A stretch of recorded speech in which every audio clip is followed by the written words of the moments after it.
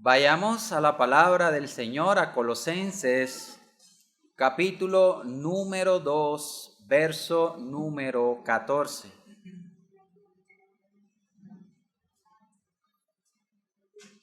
Colosenses 2:14, y nos dice la palabra del Señor, y este es Pablo, dando un razonamiento muy claro acerca de todo lo que estuvo enseñando en Colosas, advirtiéndole a los hermanos en Colosas a que miraran que nadie los engañase. Y es en medio de ese razonamiento que nos dice en el versículo 14, en su argumento, dice: anulando el acta de los decretos que había contra nosotros, que nos era contraria, quitándola de en medio y clavándola en la cruz. El título, como bien lo decía nuestro hermano Miguel en los anuncios, es Una deuda con Dios. Una deuda con Dios. Todo hombre sabe por sentido común qué es una deuda. El hombre por instinto sabe qué es estar endeudado por ser deudor de algo o de alguien. Así que no es un concepto muy difícil de entender y de comprender. Es una noción que casi todos manejamos. Es algo que, a pesar de que se han escrito muchos libros en varias materias, como las económicas, las jurídicas, las tributarias, las contables, entre otras, se sabe este concepto ya sea en un menor o en un mayor grado posible de lo que trata la palabra en sí mismo, muy a pesar, repito, de lo que se hayan escrito en esos extensos volúmenes de las diferentes materias. De hecho, la derivación en latín es tan sencilla que denota lo que se debe a alguien, del latín debita. Así que esto deja, por decirlo en un sentido muy general, el concepto de deuda mucho más claro. Pero también investigando encontré que podríamos decir que esta palabra deber o deuda denota obligación de pagar o satisfacer de otro modo un compromiso o un acto legal que hace culpable a aquel que contrae una deuda. De manera que todo hombre sabe a ciencia cierta que por estar sujeto a cualquier tipo de deuda, su vida se vuelve un caos emocional y psicológico, en parte por deber algo que no es suyo. No es así. Todos sabemos que es así. Uno hace un préstamo en un banco y sabe que cuando viene el tiempo de pagar la cuota, si no hay el dinero suficiente para pagarla, entra aquel desespero, entra aquel agobio, entra el caos emocional porque sinceramente o sencillamente no tenemos el dinero para pagar. También quiero decirles, hermanos y amigos, que es muy pertinente tener en cuenta estos muy generales conceptos que les di acerca de la palabra deuda, para que podamos entender y asimilar los argumentos que traigo para ustedes en esta tarde. La otra cuestión con relación a este concepto tan arraigado en la humanidad es que la carga de la deuda, por así decirlo, se hace más pesada por el tipo de deuda que se contrae cuando se someten a una transacción o, en su defecto, a algún tipo de contrato formal. Esto hará que ese caos emocional, evidentemente, se haga más grande y agobiante. Lo que quiero decir es que, dependiendo del tipo de deuda que se contraiga, el caos emocional se va a ver más afectado, se va a engrandecer debido al tipo de deuda que se va a contraer o se contrae. De tal forma que al ser deudores de alguien, y esto ya en palabras más bíblicas, se convierten en esclavos virtualmente hablando del que le prestó o de aquel compromiso sancionado al que se hicieron en algún momento. La idea inicial antes de empezar a tocar los puntos del sermón mis hermanos, con todo lo que acabo de decir, es colocar un fundamento sencillo para que entiendan cuál es nuestra situación, su situación ante el Señor, a quien le deben muchísimo. Dios ha declarado que la paga del pecado es la muerte. Sin embargo, siendo consecuentes con el pasaje, debemos dejar en claro algo importante con el fin de poder entrar a los dos puntos que vamos a tratar en esta tarde.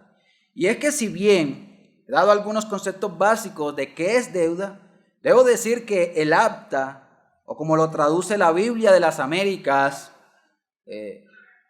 debo decir que es el documento de deudas, como lo traduce la Biblia de las Américas. Y creo que esta es la traducción más acertada, porque se refiere en primera instancia a la ley mosaica y a todos los decretos en donde se anotaban allí aquellas deudas en ese documento. De allí que como primer punto veamos entonces el acta o documento que condena a todo hombre. El acta o documento que condena a todo hombre. Para ello, nuevamente permítame citar como referencia la versión de la Biblia de las Américas que dice: habiendo cancelado, ¿quién? El Señor en la cruz, el documento de deuda que consistía en decretos contra nosotros y que nos era adverso, y lo ha quitado de en medio clavándolo en la cruz, Colosenses 2:14, pero es la versión de las Américas. Así que lo primero que pretendo decir es que la deuda que ustedes, amigos, tienen para con Dios no se asemeja a ninguna de las deudas que quizás han adquirido durante toda su vida. Si eres joven aún y piensas que no tienes obligaciones de ningún tipo, te puedo decir que en cierto sentido también eres deudor cuando te comprometes con algún amiguito tuyo, o cuando en su defecto te comprometes también con algún ser querido. Así te haces deudor de aquello por lo que te comprometes con aquella persona, de manera que también eres deudor. El punto es que debemos ser conscientes de que ningún compromiso u obligación se asemeja con la culpa u ofensa contra el Dios eterno. Y quizás les surja una inquietud y preguntarán: ¿pero qué le debo a Dios? O más bien, ¿por qué tengo una mayor deuda con Dios si no he hecho nada que virtualmente me condene a la cárcel? ¿Qué sé yo? Yo no he matado a nadie. Bueno, quizás surja ese tipo de pregunta, pero la respuesta, queridos amigos y hermanos, es porque por nacer y venir a este mundo, ya naces con una naturaleza corrupta, ya nacen en pecado. Y esto es así porque nuestro padre Adán, en el jardín del Edén, quebrantó el mandamiento dado por Dios, y esto fue un pecado que no solamente recayó sobre Adán, sino que fue imputado a toda su posteridad. De manera que toda la humanidad nace en pecado o bajo pecado y se adeuda en su contra la culpa de ese pecado. Pero quizás pensarán: eso es injusto de parte de Dios, Harold. Yo simplemente le responderé de la siguiente manera. Amigos, Adán fue creado en un estado perfecto de justicia y santidad, no usted. Así fue el representante de toda la raza humana en el jardín del Edén. Sin embargo, Dios a Adán, le concedió la libertad absoluta que incluía tomar decisiones para salvación o para vida, y en contraposición para muerte o para condenación. Y todos sabemos qué pasó. Transgredió ese mandamiento, escogiendo en un sentido la muerte por comer de aquel fruto prohibido. Ciertamente lo hizo primeramente su mujer, pero sobre él recaía toda la culpabilidad porque era representante de la humanidad en Edén, tomado soberanamente así por Dios.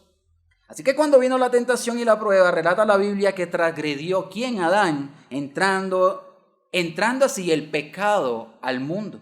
Como dice Pablo en Romanos 5:12. Por tanto, como el pecado entró en el mundo por un hombre y por el pecado la muerte, así la muerte pasó a todos los hombres por cuanto todos pecaron. Esta es la manera de cómo Dios trata con su creación en forma contractual o de pacto o federal. Él entró en un pacto con Adán en Edén, tomándolo a él como representante de toda su posteridad, de toda la raza humana, pero él transgredió el mandamiento, él pecó, y así como nos dice Pablo, el pecado entró y así la muerte pasó a todos los hombres. Así que, querido amigo, Dios te ve a ti al nacer inmediatamente como un pecador, como un culpable de pecado. Entonces altercarán los hombres con Dios porque así lo quiso hacer. De hecho, Adán fue perfecto y aún así cayó en Edén. ¿Y tú qué hubieras hecho si ni siquiera llegas a la estatura de un varón maduro? Pues porque no puedes llegar si ni siquiera has confiado en Cristo.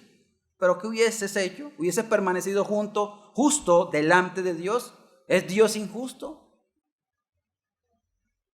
Así que al nacer, todos venimos con la culpabilidad del pecado, algo que nos hace deudores inmediatamente de Dios. Al nacer también entramos condicionados a la ley santa de Dios. Esta ley son los 10 mandamientos. Todos la tenemos escritas en nuestras mentes y en nuestros corazones. Cuando usted, joven, hace una mentira o dice una mentira, su conciencia le está diciendo que hizo mal. Cuando usted deshonra a su padre o a su madre, su conciencia le está diciendo que hizo mal. Cuando peca contra su amigo, contra su prójimo, su conciencia le acusa. Y eso es así porque Dios puso su ley en la mente y en el corazón del hombre. La tenemos, pues, esa ley, los 10 mandamientos en nuestra mente y en nuestros corazones. Podemos decir que sus conciencias les acusan cuando la violan. Por violar la ley continuamente de pensamiento, de palabras y de acciones, entonces se hacen transgresores de dicha ley. Por lo tanto, son culpables porque infringen los mandamientos, no de un estado, no de una nación, no del banco con el cual entran en una transacción donde se hacen deudores, no de sus esposos o esposas cuando juran compromiso. Son culpables porque infringen los mandamientos y decretos santos del Señor. Y déjenme decirle qué cosa terrible es estar en manos de un Dios santo y justo, que no dará por inocente al culpable. Así que esta es la culpa. Esta culpa les convierte en deudores, queridos amigos. Y por ser deudores, tienen una deuda con el Creador. Una que es mayor, repito, a cualquier tipo de deuda que puedan contraer en este mundo. Primero, porque tal vez si logras obtener mucho dinero, puedes saldar todas tus deudas económicamente hablando. Y segundo, no la puedes comparar con la deuda del Señor, porque por más dinero que tengas, no te servirá para saldar esa deuda que sabes que tienes con tu Creador, porque tu conciencia te acusa.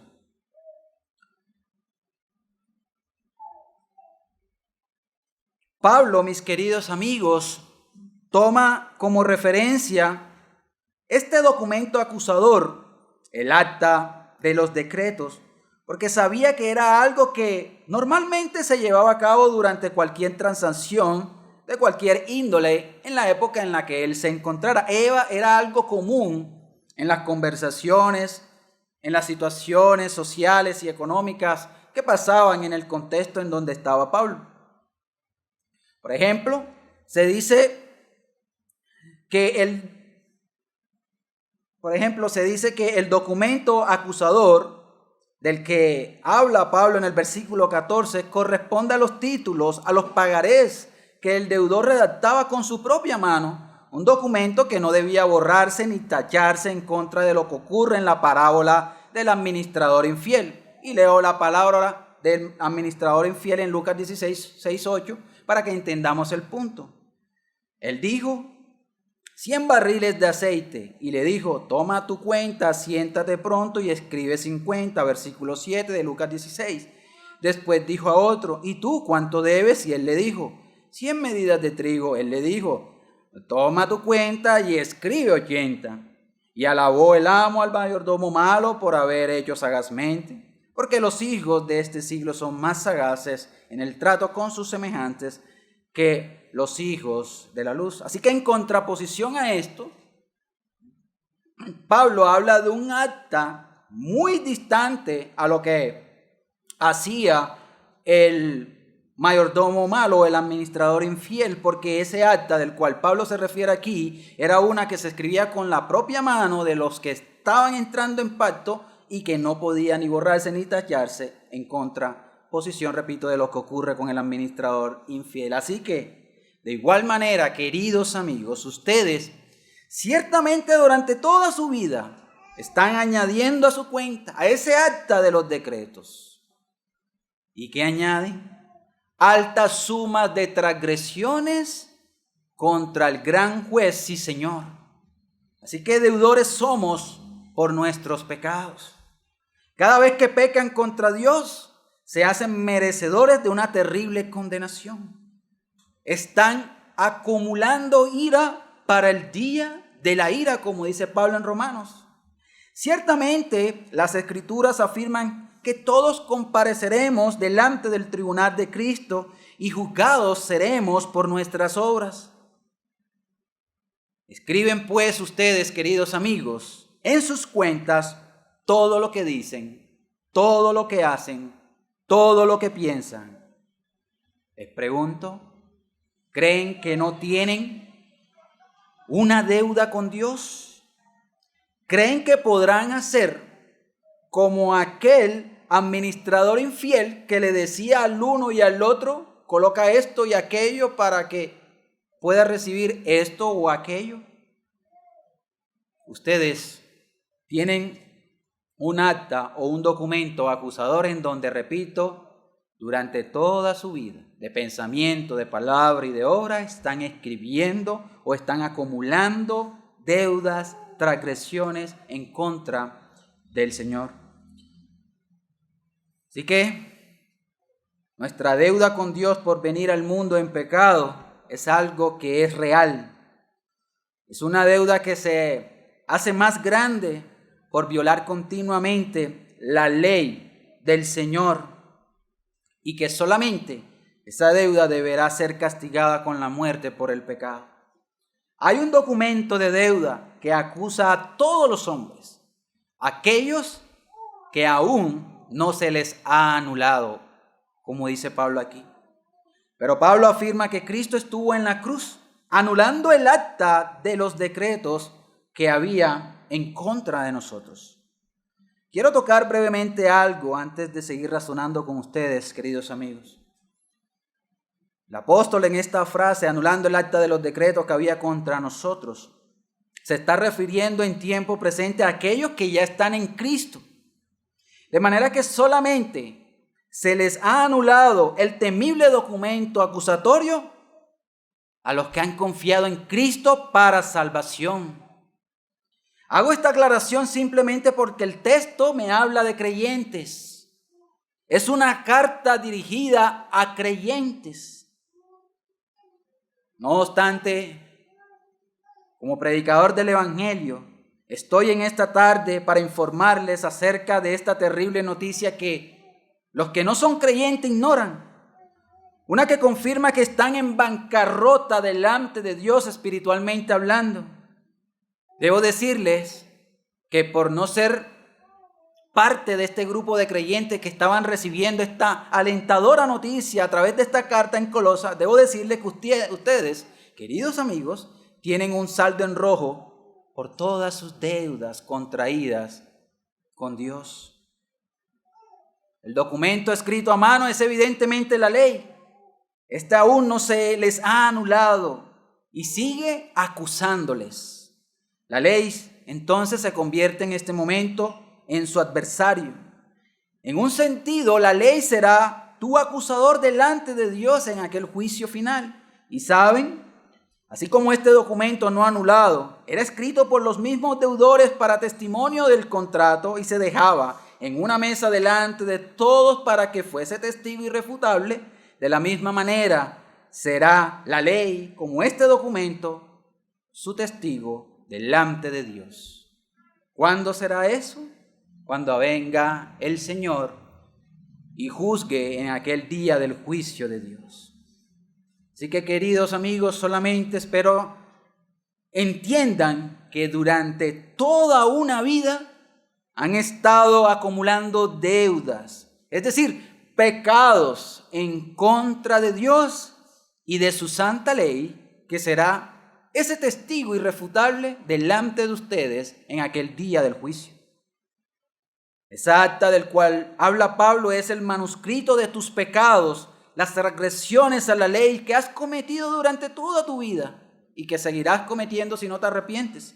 Así que tengan cuidado, porque sus almas corren peligro de un destino eterno no muy placentero. Pero antes de pasar al segundo encabezado, debo advertirles algunas cosas.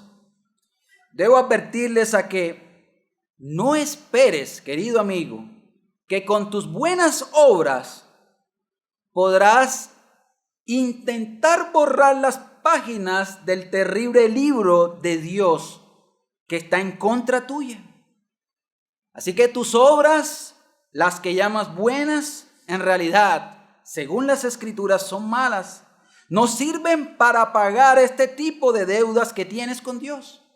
Por más que te esfuerces en hacer buenas obras delante de los hombres, nada de eso te servirá para pagar tu deuda con Dios. Son malas tus obras porque las haces sin fe en Cristo, sin base a la ley de Dios y sin buscar la gloria de Dios.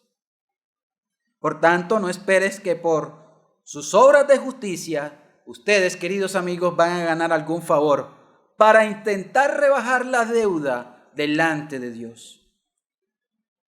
Pero también te digo que no pienses que siendo religioso o moralmente correcto, harás que la dura sentencia que ya tienes sobre ti sea abolida, sea anulada. Esta ley es tan drástica, tan estricta, por decirlo de alguna manera, que enuncia claramente lo siguiente en las Escrituras: maldito todo aquel que no permaneciere en todas las cosas escritas en el libro de la ley para hacerla. Así que este documento acusador también contenía deudas por incumplimientos ceremoniales de tipo religioso. Así que, con más razón, no deben pensar que siendo religiosos o moralmente correctos podrán rebajar la sentencia de Dios en su contra. Todo esto lo digo, ¿saben por qué, queridos amigos? Porque quizás han copiado el andar religioso, han aprendido el formato de ser cristiano en lo externo. Sin embargo, nada de eso servirá para evadir sus responsabilidades de deuda delante del fiscal de nuestras almas, delante de Dios, que lo escudriña y escruta hasta lo más profundo de nuestros corazones. Repito, puedas que hayas aprendido el hablar cristiano, puedes que hayas incluso leído la Biblia de vez en cuando, pueda que hayas visitado X, Y o Z iglesia durante toda tu vida, puede que hayas hecho un sinfín de ritos religiosos, que te hayas comportado moralmente correcto con tu vecino, etcétera, etcétera, pero nada de eso te servirá delante de Dios para intentar saldar o rebajar tus deudas. Pero también no esperes que autoexcusándote en tus vanos razonamientos, tal y como lo hacían los gnósticos y paganos filósofos de la época de Pablo, podrás así también evadir la verdad dictada en la palabra de Dios.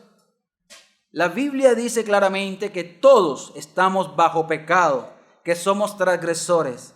Si pecan en un punto de los 10 mandamientos, ya son reos de muerte, dice las Escrituras.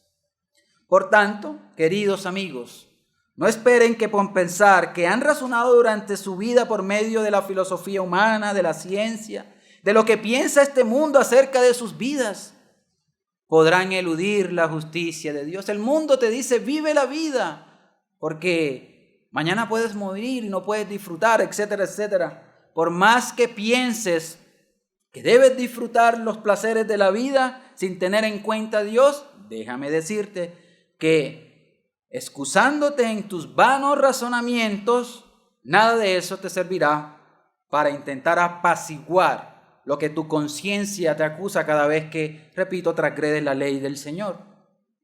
Así que en la jurisdicción de Dios no valen los tramitadores. Tú cuando quieres hacer un trámite en oficina de tránsito, te encuentras con un montón de tramitadores para que agilicen lo que quieres hacer. En la jurisdicción de Dios no valen los tramitadores, no valen el peso falso o la evasión. Cuando intentas declarar renta, muchos intentan evidentemente evadir, es decir, mostrar menos ingresos, mostrar más gastos, etcétera, etcétera, para pagar menos. Bueno, en la jurisdicción de Dios no vale eso para saldar tus deudas con Dios. No vale el intentar buscar ventajas en los vacíos de la ley, porque la ley moral de Dios es perfecta y santa. Tú y yo podemos encontrar, si juiciosamente estudiamos los decretos que nos rigen como nación, vacíos en las leyes, porque son humanas y son falibles, pero en la ley de Dios no. Así que no vale intentar buscar ventajas de vacíos inexistentes en la ley de Dios. ¿Para qué? Para pensar que estás bien delante del Señor. De manera que solo les queda una única alternativa para revertir su situación adversa en el folio de nuestras vidas delante de Dios. Y es lo que se condensa en la parte B del versículo 14, cuando Pablo declara que ese documento del cual ya hemos hablado y en el cual hemos razonado muchísimo, ese documento fue quitado de en medio y fue clavado en la cruz. Y desde allí podemos desarrollar el segundo y último punto del sermón: la anulación de la deuda. Amigos y hermanos, los hombres durante toda la historia han intentado resarcir sus deudas. Buscan extinguirlas para entonces así quitarse la zozobra que esto conlleva. Quieren desligarse de aquel que le prestó. Sin embargo, la deuda con Dios solamente se podía pagar por medio de un precio altísimo. Pablo, al decir que fue quitado de en medio de aquel manifiesto acusador, está diciendo que éste nos era contrario, que éste tuvo que ser clavado en una cruz. La ley, mis queridos amigos y hermanos, no es mala en sí misma. Ella es santa, justa y buena. Pero por el pecado, esta era contraria para nosotros. Porque al entrar a este mundo, como ya lo hemos dicho, no solamente venimos en pecado y con la culpabilidad del pecado, sino que venimos sin querer cumplir esa ley. Así que nos era contraria para nosotros. Porque sirve para condenar y atemorizar con maldición. Eso es lo que dicen las Escrituras. Pero entonces, ¿qué tuvo que pasar para anular esta deuda? O para que se anulara en favor de los que hemos creído. Mis amigos, antes de responder esta pregunta, quiero dejar en claro algunas cosas para que no haya confusión. Dos grandes objetivos logró Cristo en la cruz del Calvario. Uno, la eliminación de la maldición bajo la que gemía la humanidad debido al pecado, y la restauración de ellos a la imagen y comunión de Dios. Dos grandes objetivos logró Cristo. Con base a estos dos objetivos, muchos han intentado explicar qué sucedió en la cruz. Por ejemplo, algunos dicen que solamente Cristo logró libertarnos del poder de Satanás. Otros dicen que como tal no hubo expiación y mucho menos satisfacción de la justicia de Dios, y que solamente la muerte de Cristo está designada y adaptada para ejercer la más poderosa influencia moral sobre los pecadores para inducirlos a volver a Dios, como ejerciendo impresión moral sobre el pecador. Eso dicen algunos. Por el contrario, nosotros afirmamos que la obra de Cristo es una verdadera satisfacción de un mérito inherente infinito para la justicia vindicadora de Dios, de manera que Él salva a su pueblo haciendo por ellos y en su lugar aquello que ellos, nosotros, fuimos y éramos incapaces de hacer por sí mismos. La satisfacción de las demandas de la ley en favor de ellos y llevando Cristo la pena de la misma en lugar de ellos. Es mediante esto que son reconciliados con Dios, que reciben el Espíritu Santo y que son ellos partícipes de la vida de Cristo para su santificación presente y salvación eterna. Eso pasó en la cruz y eso intentamos decir. Cristo debía morir para que se anulara esa deuda, para poder satisfacer la justicia y las demandas de la ira de Dios en la cruz. Cristo debía morir para pagar el alto precio con su sangre. La sangre es espesa, dicen por ahí, pero tu sangre no sirve para saldar tu deuda que tienes para con Dios. Solamente la sangre de Cristo fue el alto precio que tuvo que pagar para que nosotros, los que estamos en Cristo, entonces no tengamos ya temor de la condenación por esa acta que estaba en contra de nosotros. Fue el justo por los injustos. Cristo fue el sacrificio perfecto y acepto por Dios. De allí que la segunda persona de la Trinidad debía encarnarse, debía nacer de una virgen para ser igual a los demás y en un estado de humillación lo hizo.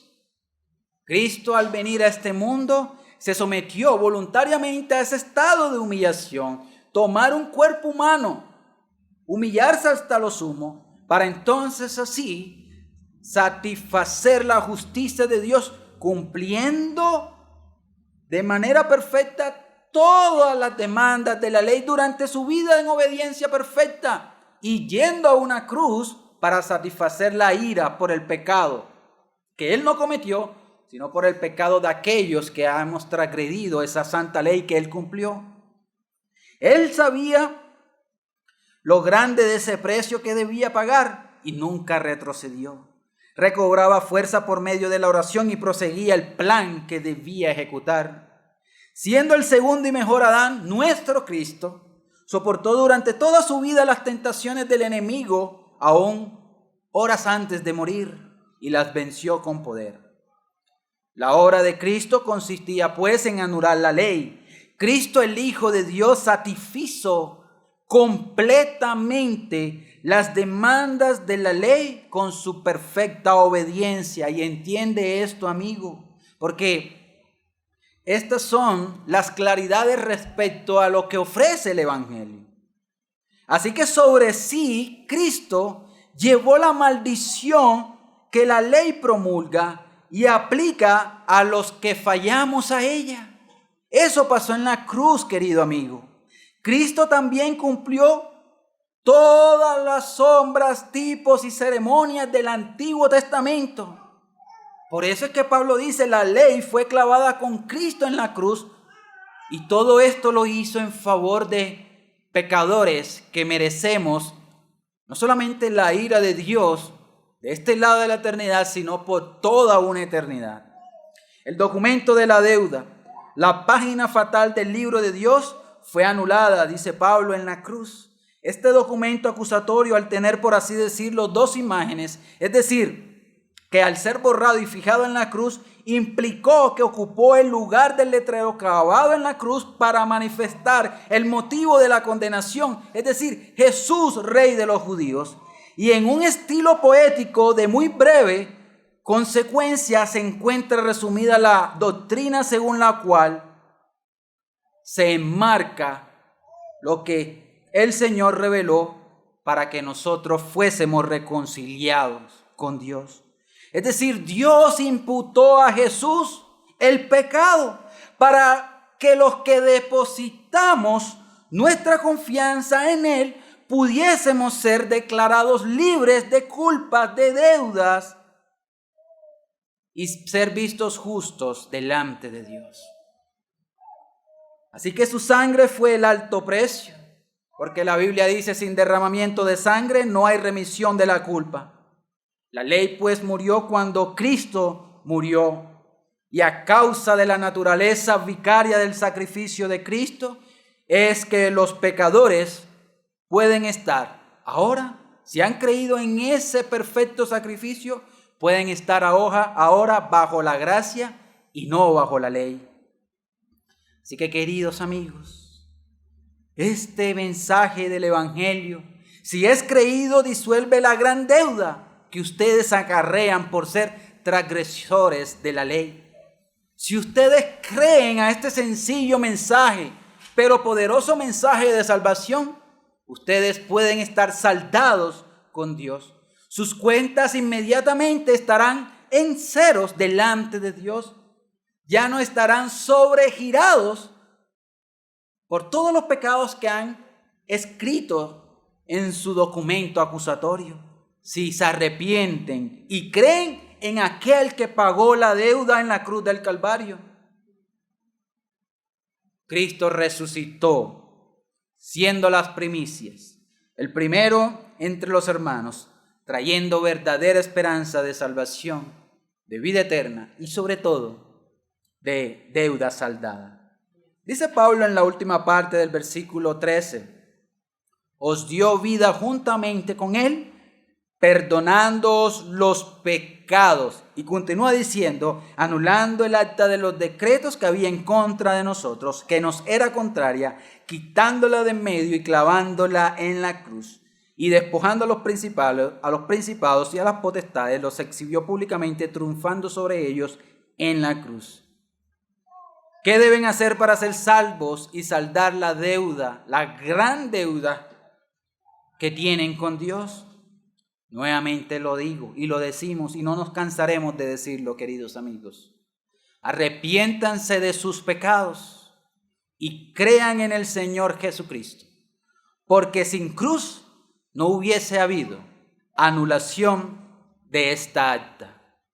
Dios es rico en misericordia y hoy nuevamente, gratuitamente, ofrece salvación en la persona y en la obra de Cristo. Crean en el Señor Jesucristo y serán salvos.